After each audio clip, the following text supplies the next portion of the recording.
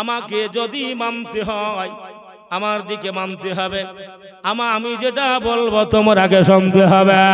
আর যদি না শোনো তাহলে পরে তোমাদেরকে কতল করার হুকুম দিয়ে দিলাম।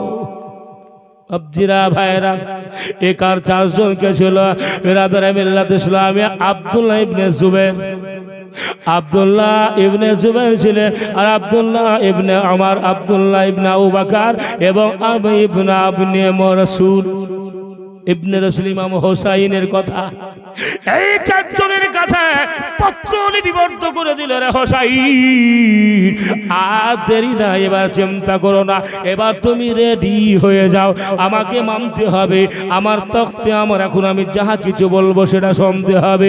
তার জন্য একটা খবর হলো যে মদিনাতে যারা একটা যেন বিচার ডেকে দিলাম। বাপজিরা ভাইরা আমার মা বোনেরা গা, বারবার চিঠি দেওয়াতে আমার হোসাইন 33 জন সাথীদেরকে জওয়ানদেরকে নিয়ে গেলেন বাবা।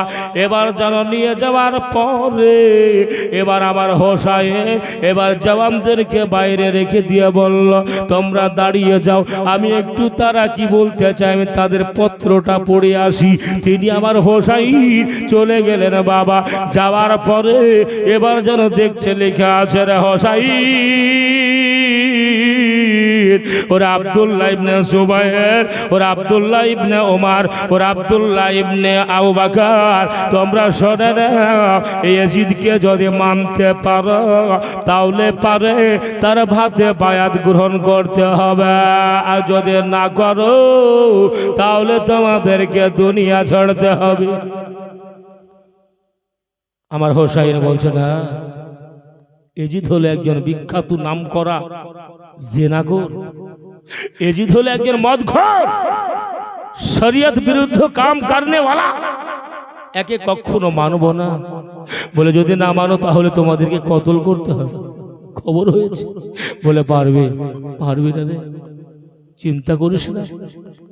এবার যেন আমার হোসাইন তাদের কাছ থেকে বেরিয়ে এই 34 জন জওয়ানদেরকে সাথে করে নিয়ে তিনার গৃহে তিনার জায়গাতে চলে আসলেন। এবার যেন কুফাতে যেন কাজ পড়ে গেল। কি কাজ? কুফার জমা মসজিদে ইমাম নেই, চিন্তায় পড়ে গেল। বলে কি করতে হবে? তাহলে কুফাতে যেন আমার হোসাইনকে ডেকে পাঠাও, আমার কুফাতে যায় মসজিদের, আমরা তিনার হাতে বায়াত গ্রহণ করব এবং তিনাকে মানব, তিনার মহব্বতে আমরা চলবো। এই মন মানসিকতা নিয়েছে বাবা, ডাক দিয়েছে। 1 নয় 2 নয় হাদি তারিখের মধ্যে আছে 150 অধিক, 1200 অপরা পত্র যেন আমার হোসাইনকে পাঠাতে আরম্ভ হলো।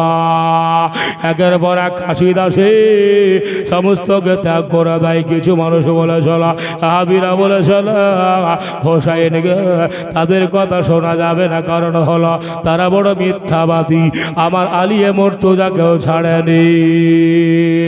অনেক কথাবার্তা বাপজিরা ভাইরা আমার মা বোনেরা যেন ইয়াজিদের দল এবার যেন অনেক কথা ইয়াজিদের তোল। ওই সমাজে আপনার নুমান বিন বাশির ছিল বাবা, প্রধান মুখ্যমন্ত্রী, কুফার গভর্নর।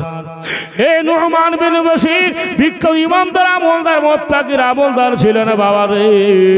অনেক পত্র পাঠানোর পরে আমার হোসাইনের কাছে আসে, অনেক কথাবার্তা চিন্তা নিয়ে থাকি, মনে মনে ভাবে আল্লাহ কি করব, কোন ধারে যাব।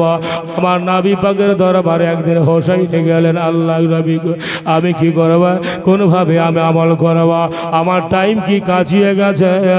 তবে হ্যাঁ কাছিয়ে গেছে, 56 থেকে 56.5 বয়স হয়ে গেছে। কারণ হলো আমার নবী বিশ্ব নবী, আমার দয়ার নবী, আমার ময়ার নবী আমার হোসাইনের বয়সের কথাটাও বলে গেছিলি। ইলমে গায়বের খবরদাতা নবী আমার কোরআন বলেছে, ওয়াল্লামাকা মালাম তাকুনু তাআলাম। হে নবী, আপনাকে সমস্ত ইলমে গায়বের খবর বানিয়ে পাঠিয়েছি।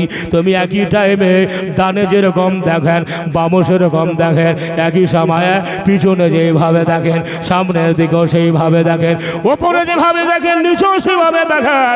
আমার নবী একই টাইমে পৃথিবীকে দর্শন করা। ওগো নবী, আমার নবী জানতে পেরে গেছে রে হোসাইন 56 থেকে 56.5 বছর বয়সে তোমাকে কুফা যেতে হবে। জেনে ফেলার পরে তিনি যেন রজব মাসে এবার রওনা হওয়ার পথ নিয়ে ফেলল। এলাকাতে এবার যেন বুঝে ফেলল বাপজিরা, আমার মা বোনেরা, আমার দয়ার নবী, আমার ময়ার নবীর নওয়াসায়ে রাসূল একজন মনে মনে ভাবলো, আল্লাহ গো, আমি তো এবার চলব মদিনা, মদিনা ছেড়ে যাব। আমি কেমন করে মদিনা ছেড়ে যাব? আমি যেন থাকতে পারি না মদিনা, আমি মদিনা ছেড়ে যাব। আজ তোমার হোসাইন বাঁচাতে দি